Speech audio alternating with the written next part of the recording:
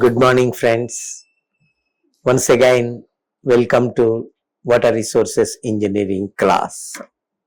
In the previous class, we have completed the infiltration and now we start with the runoff. So, in this lecture, the focus will be on runoff. What is runoff and what are the various components of runoff and what are the factors affecting runoff. These three items let us discuss in today's class. So now you have already familiar with this type of figure wherein precipitation, and out of that precipitation some quantity reaches to the stream, some quantity reaches actually basically to the evaporation, some quantity lost through evapotranspiration, and some quantity go to the groundwater as infiltration.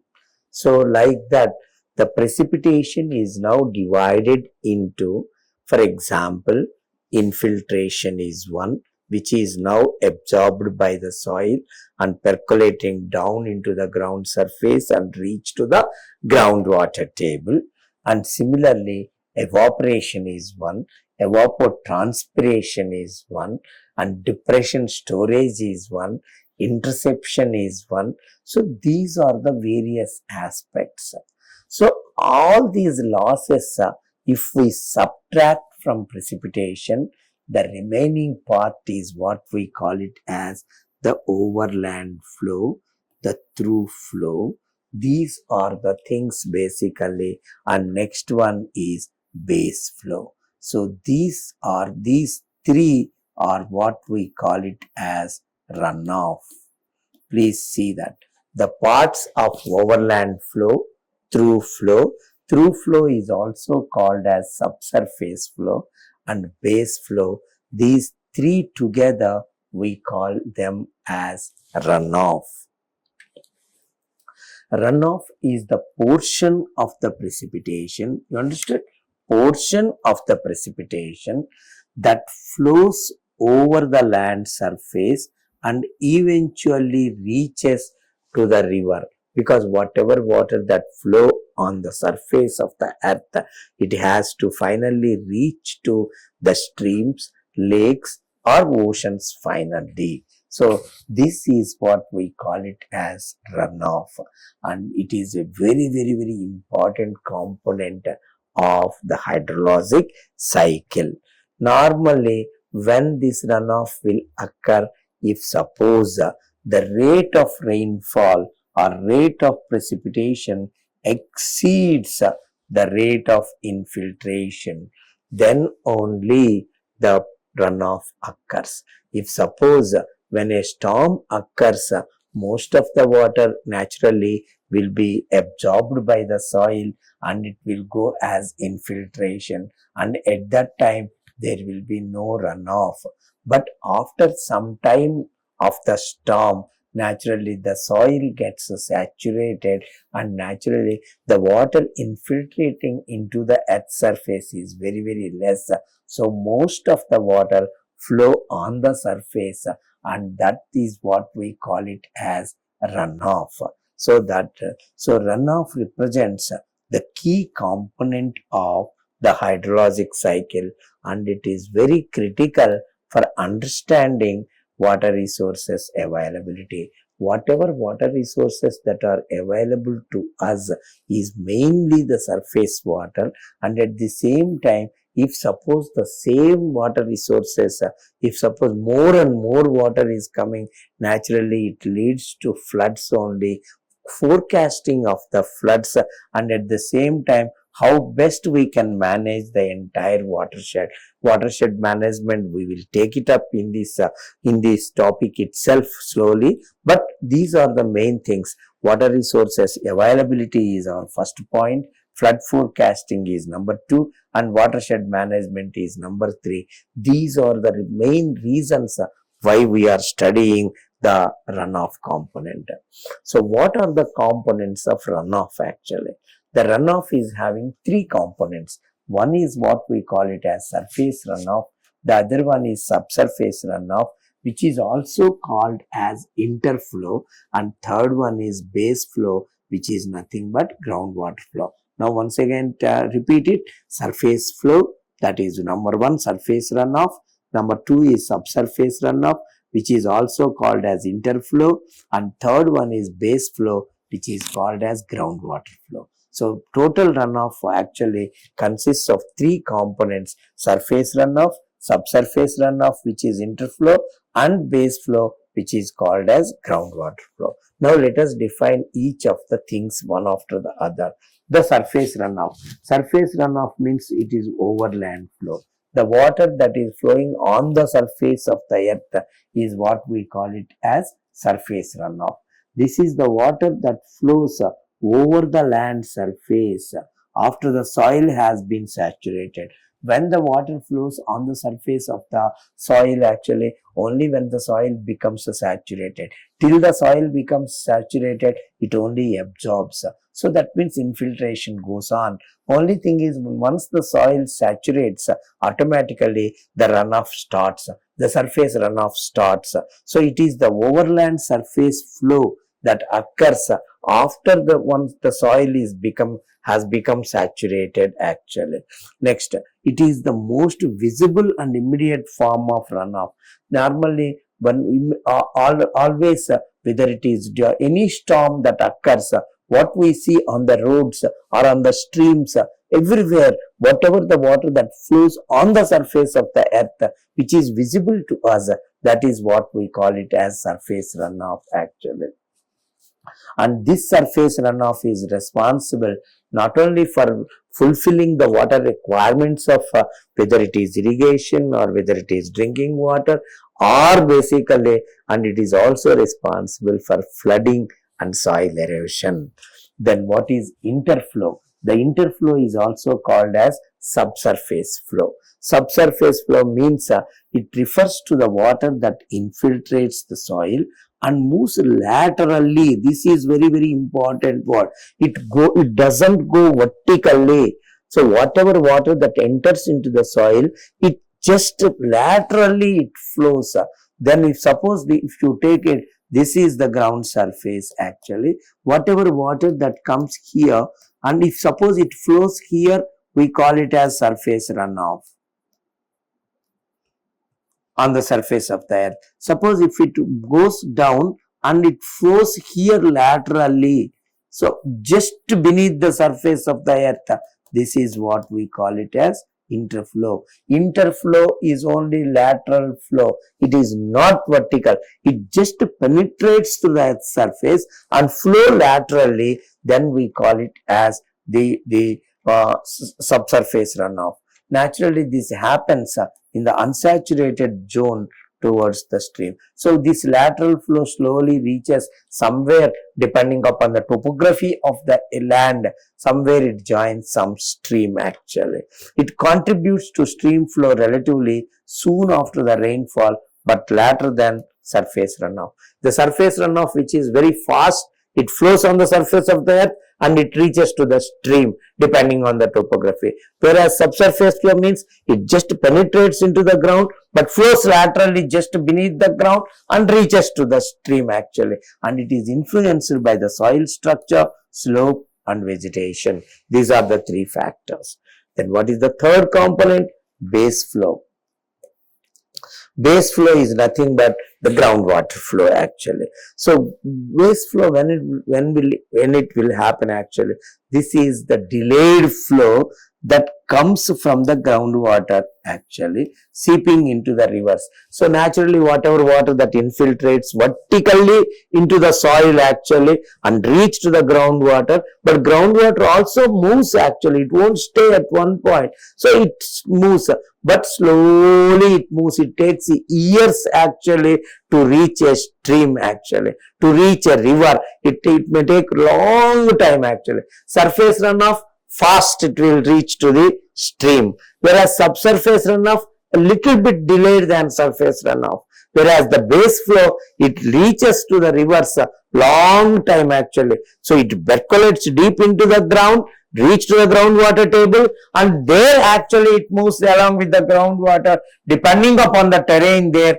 it moves and reaches to the streams.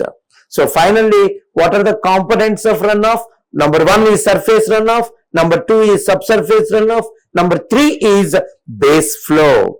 Based on the time delay between the precipitation and runoff, whatever runoff that finally it has to reach to a lake, finally it has to reach a stream, finally it has to reach a river, and finally it has to go to ocean actually. So that is the way any surface runoff actually, unless you obstruct it, its flow, naturally what will happen based on the topography of the land, now whatever the water that flows on the surface, it has to reach to a stream, and the stream has to move towards a river, and the river has to move towards a ocean. This is the way that water flows actually. So based on this time delay between the precipitation and runoff, runoff is classified as direct runoff and base flow.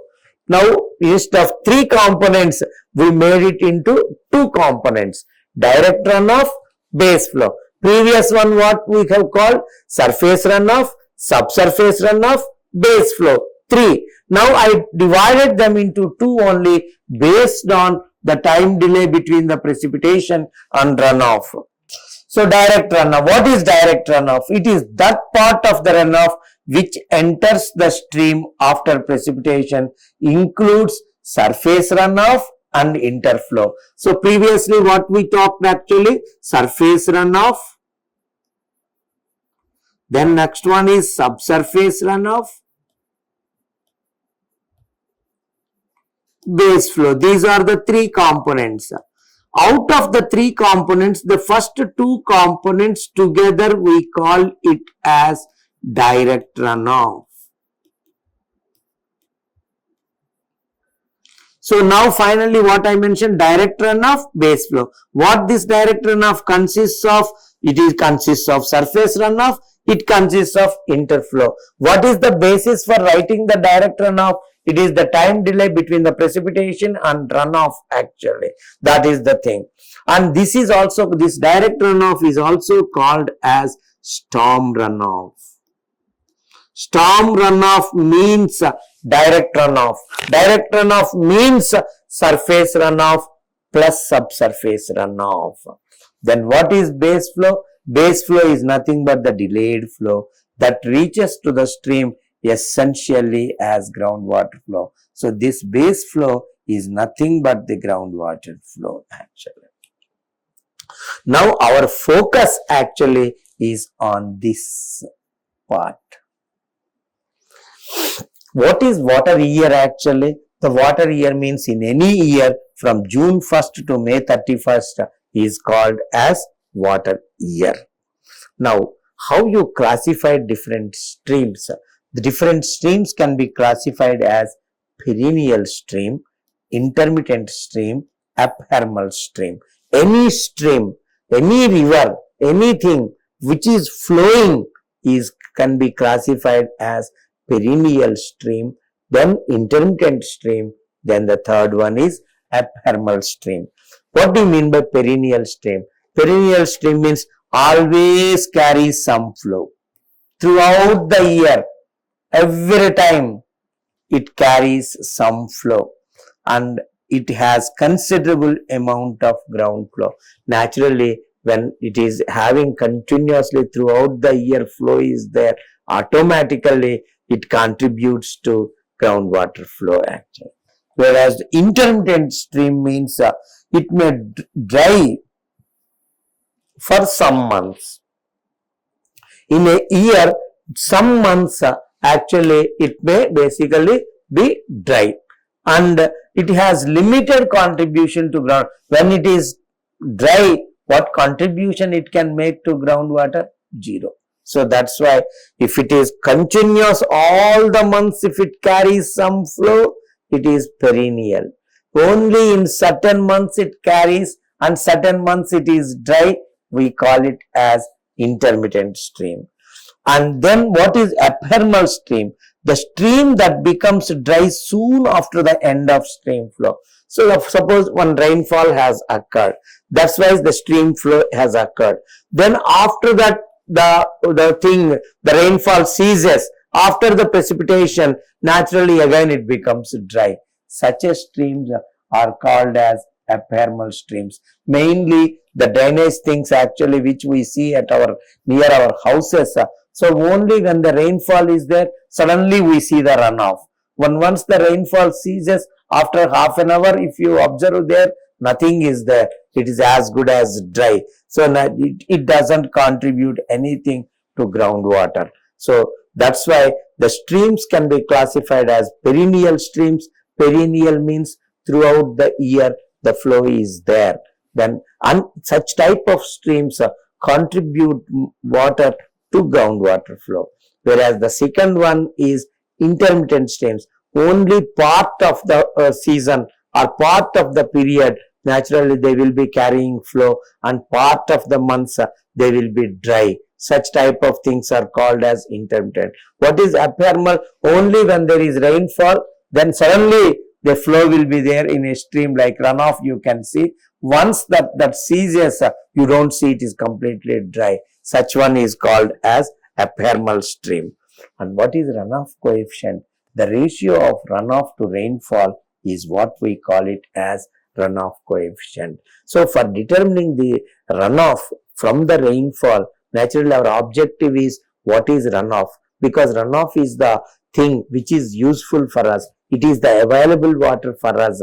Based on that only we need to really forecast the flood. Based on that only what are requirements, whatever we have, that to what extent we can fulfill, we can say. Based on that runoff only we can go on thinking construction of any hydraulic structure.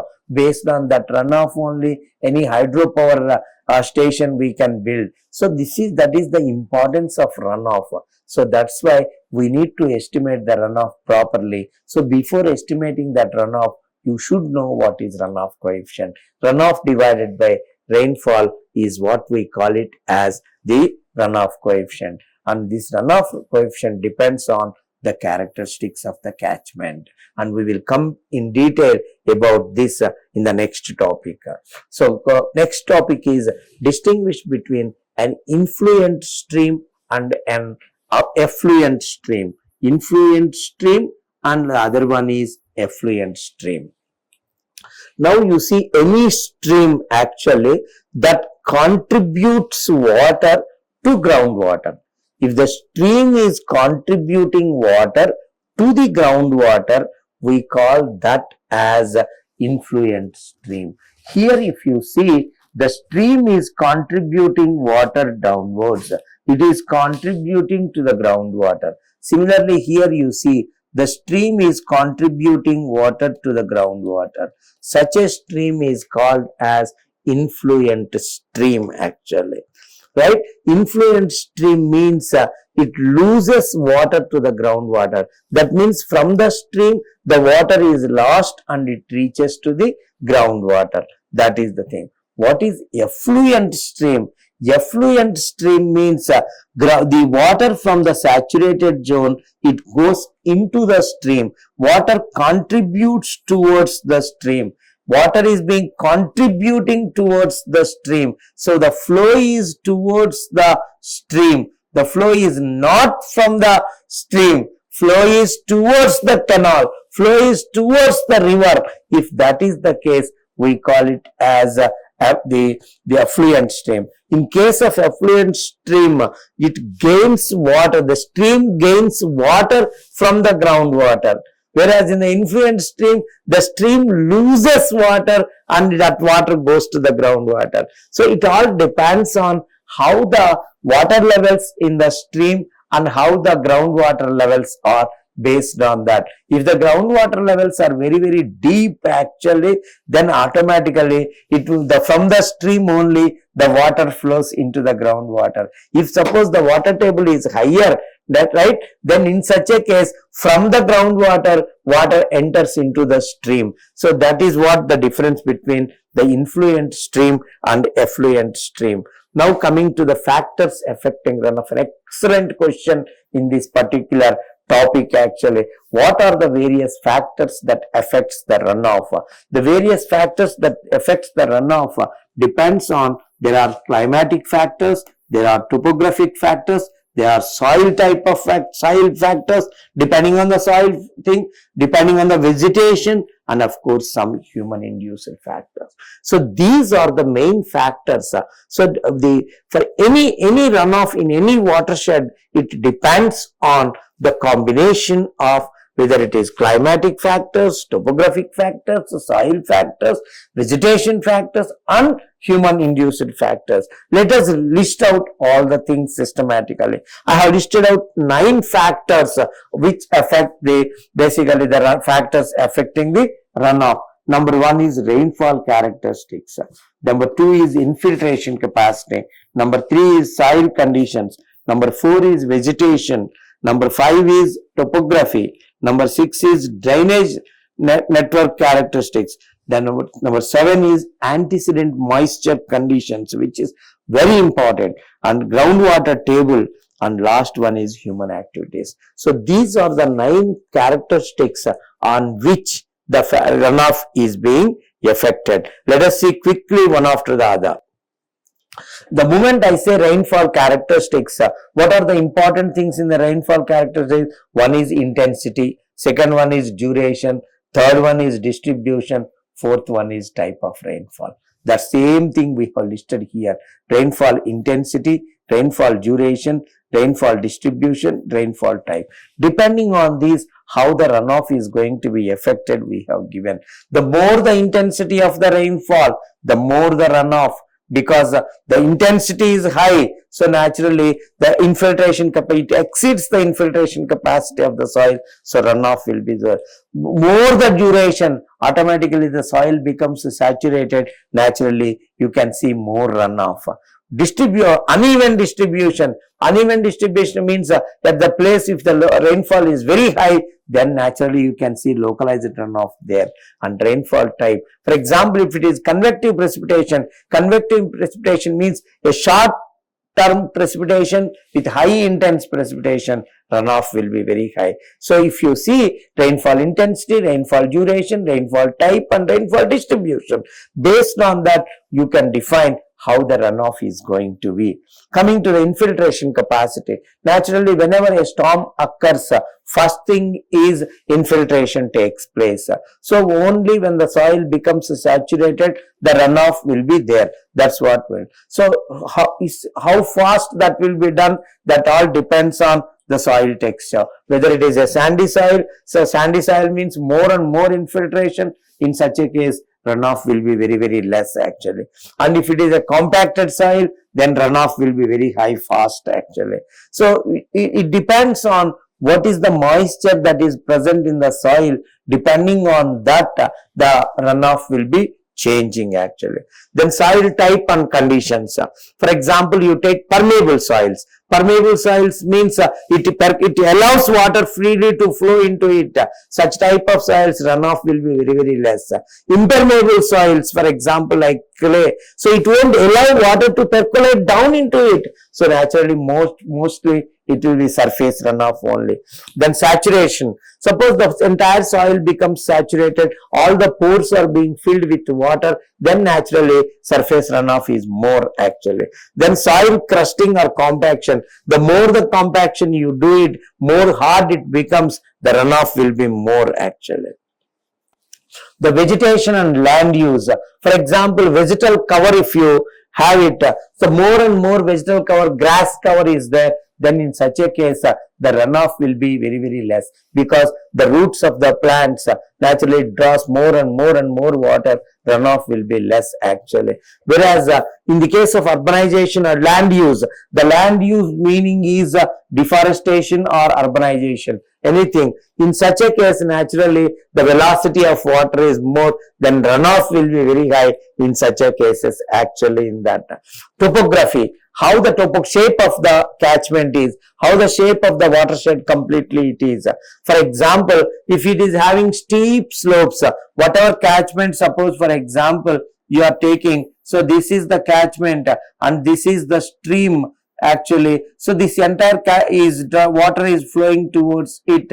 So naturally these portions or these boundaries are nothing but ridge actually, and it is the valley where the stream is there at a very lower elevation. So naturally steep slopes, it flows faster and reach the stream. That is the first thing, steep increase. Then whereas flat terrain, if suppose the land is entirely flat, then runoff naturally it takes more and more time to reach the thing. Then similarly, what is the shape of this? If suppose this you see it, the entire watershed is in the form of a fan actually spread. Then here it is a fern. Fern means like just what you length is more but width is very short, such type of thing. In the case of a fan shaped thing actually, naturally in watersheds, shorter concentration time, that means all the water reaches actually at the same time to the stream. All the water from the entire catchment reaches in the same time. Then naturally higher runoff you can expect at the end point actually. Whereas here all are short things. So they take long time to reach here, and from here to here it takes very long time, because in the case of a fern shaped thing, the water reaches to the stream, but because of its higher length, it takes longer time to reach to the exit actually. Whereas here, because of the fan shaped, all of the tributaries take same time to reach to the stream, and the entire water comes to the exit at one stroke, like peak runoff actually. The drainage network characteristics. So the drainage network characteristics, the main parameter is drainage density. What do you understand by drainage density? The total length of streams or rivers actually within any basin, if you take it, divided by the total area of the basin, if you put it, we call it as drainage density. Total length of all the streams, all the rivers in that basin, you take it, divided by the total area, if you put it, you get the drainage density. Higher the density, that means more channels are there. More channels means more faster the runoff actually. Lower the density means less number of streams. So naturally it will be very slow actually. The channel slopes, already we mentioned, steep channels take faster actually, whereas and it increases the runoff. What do you mean by antecedent moisture conditions? Antecedent moisture conditions relates to the soil actually. Suppose AMC 1, antecedent moisture condition 1, that means dry condition. The soil is dry. Please, very important, note down this. AMC 1 means it is dry condition.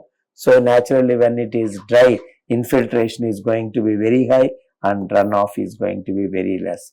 AMC 2 means average condition. Average condition means actually runoff is a little bit higher than previous one but still lesser. AMC 3 means wet condition, that is saturated condition. The soil is fully saturated, so it cannot take any water actually. Whatever the precipitation is there, that flows on the ground. So that's why it is a saturated soil. You can expect maximum runoff in such a case actually. So AMC 1, what is AMC? Antecedent moisture condition relating to the soil. If it is 1, it is dry. If it is 2, it is average. If it is 3, it is saturated. And the same classification I use basically while finding out the runoff based on SES-CN method actually. What is the groundwater table and storage features? Suppose already the groundwater table is very near to the soil surface. Groundwater table is near to the soil surface. Then soil saturates quickly and more runoff actually. Groundwater table is very low actually. Then naturally more infiltration will be there, runoff will be less actually. Whereas suppose for example in your location some presence of ponds, lakes or check dams, they store temporarily water which reduces the direct runoff. So these are the influences of any storage structures like check dams or small lakes or small ponds, they reduce the runoff. What is the human activity? Human activity in the sense that urban development. Naturally, urban development leads to more imperviousness. More imperviousness reaches to more runoff actually. Whereas the agricultural practices, second one, improper tillage or irrigation may lead to, suppose if the land is not properly plowed, that means that is what we call it as tillage. Improper tillage or irrigation naturally may lead to increased runoff and reduced infiltration. Construction and mining, so naturally this type of human activities, it disturbs the land and reduces the natural infiltration capacity. So these are the 9 factors which affect the runoff. So once again, summary is all the things. Rainfall intensity, higher the intensity, more the rainfall. Soil type means if it is sandy, low runoff, clay, high runoff. Land slope, steep means high runoff, then gentle means flat, flat means low runoff. Vegetation, dense vegetation, less runoff. Land use or cover, urbanized, high runoff. Antecedent moisture, dry means less runoff. Saturated means more runoff. Drainage characteristics, the dense network is there, then quick runoff. Groundwater level, high water table, less than rapid saturation, high runoff. Storage features are there, naturally they absorb the water, so reduce runoff. Human activities, construction and deforestation increases runoff. So this is the summary of all the factors affecting runoff. With this, I have closed this, I have completed this particular topic actually. And in the next class, we look into the measurement of or estimation of runoff in that. Thank you so much. Vishnu Audio Visual Center, like and share and subscribe and click bell icon.